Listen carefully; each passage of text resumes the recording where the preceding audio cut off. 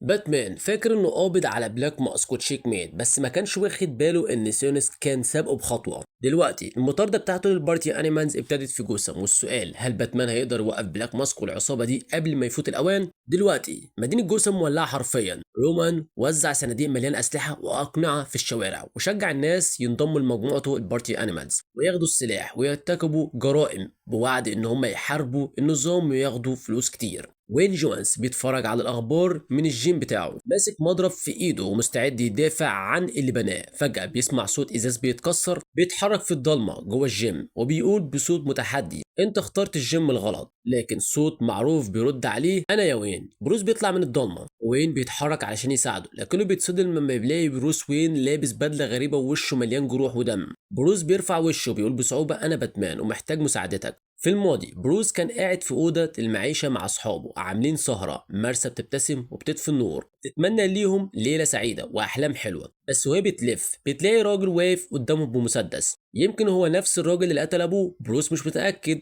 الراجل بيرفع السلاح في وش العيال، ومرسى بتقف قدامه علشان تحميهم. الطلقة بتدوي في الشقة، وبروس بيصرخ صرخة أقوى من صوت الرصاص. بروس بيصحى مرة واحدة والصرخة بتختفي وهو بياخد نفسه. كان بيحلم بيقوم من السرير وبينزل يلاقي امه قاعده على الكنبه بتتفرج على البوم صور قديم. ماما. بروس بيهمس، هي بتبتسم وبتشاور ليه بيجي.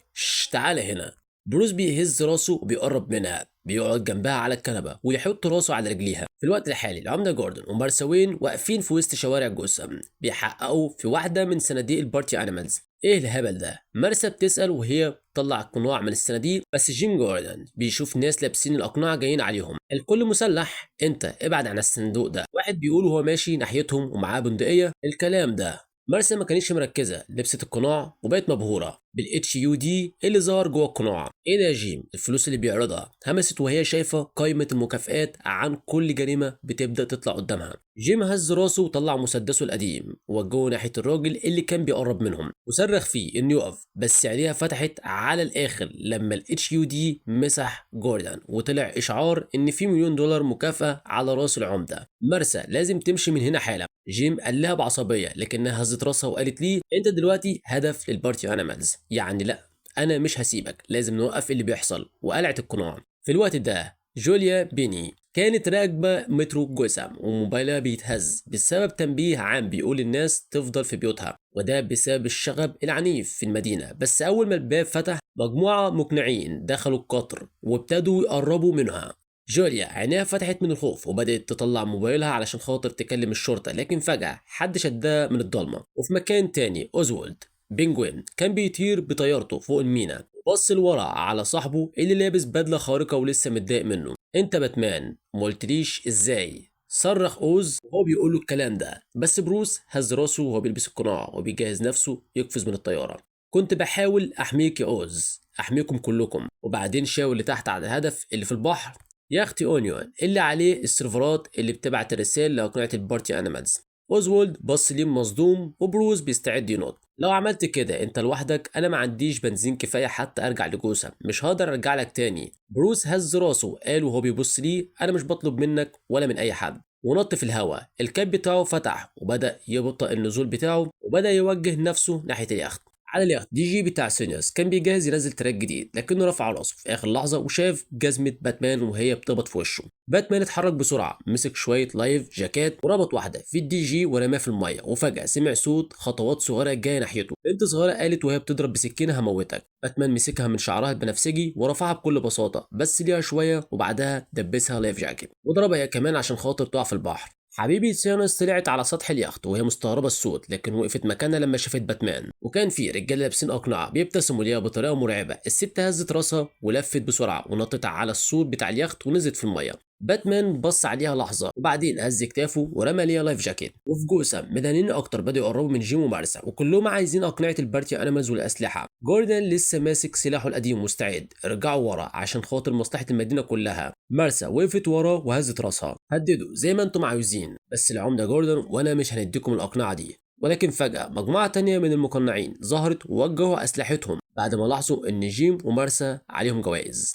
واحد من العصابة صرخ شيك على قيمتهم كل واحد مليون. وفي المطار ألفريد أنقذ جوليا وجابها لطيارته، بس هي كانت باصة ليه بنظرة كلها غضب وصرخت فيه: أنا عندي حياة يا بابا، عندي ناس بحبهم وبخاف عليهم، عارف إن ده مفهوم غريب بالنسبة ليك، بس أنا محتاجة أكون معاهم دلوقتي وهما بيتألموا. ألفريد هز راسه وقال ليها إنه هيرجعها جسم كمان أسبوع. انا شفت بعيني اللي بيحصل بعد ما بلاك ماسك بيعمل كده في اماكن تانية، دلوقتي ما اقدرش خاطر بيكي تفضلي هنا. بس جوليا لفت ليه بنظرة كلها حدة: مفيش مكان اكرهه اكتر من ان اكون على طيارة معاك، ووعد مني لو الطيارة طلعت يبقى ما عنديش اب تاني، قالتها بكل قسوة. الفريد قفل عينه وتنهد تنهيدة تقيلة، واخيرا لف للطيارة وقال لي: يلا بينا يا كابتن. ورجعنا لليخت. باتمان لف وهو بيسمع سانوس بيزعق وبينط من فوق السطح عليه غاضب جدا، بس باتمان استقبله بركلة قوية في بطنه خبطته ورجعته لورا، ووقع وهو بيحاول ياخد نفسه. لسه مش فاهم، فاكر انك هتقدر توقفهم، فاكر انك تقدر توقف اي حاجة. الكلام ده بيقوله وهو بيكح لباتمان. باتمان صرخ بغضب واندفع ناحيته، خبطه بقوة كفاية تخليه يطير جوه الحيطة. باتمان صرخ وهو بيغلي: كمل كلامك. مسك كورتين بولينج وبدأ يضربه بيهم في دماغه. الاتنين وقعوا لتحت لمكان سري تحت اليخت،